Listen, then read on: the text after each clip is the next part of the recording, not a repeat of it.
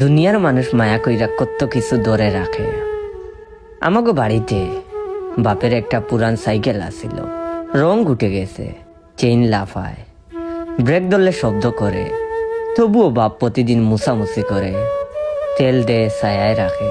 একদিন আমি বাপরে কইলাম এইটা বেচা নতুন একটা কিনেন না।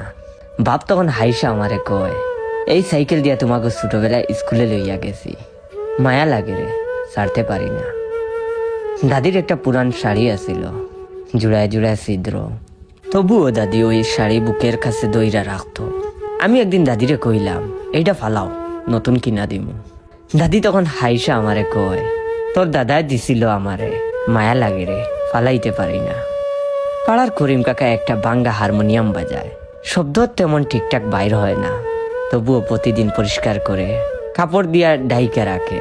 তাই আমি করিম কাকারে জিগাইলাম, নতুন একটা কিনেন না কাকা?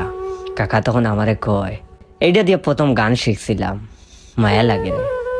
মানুষ মায়া কইরা বাঙ্গা জিনিস রাখে, শুকনা স্মৃতি রাখে, পুরান দিন বুকের ভিতর আগলাইয়া রাখে, কিন্তু তুমি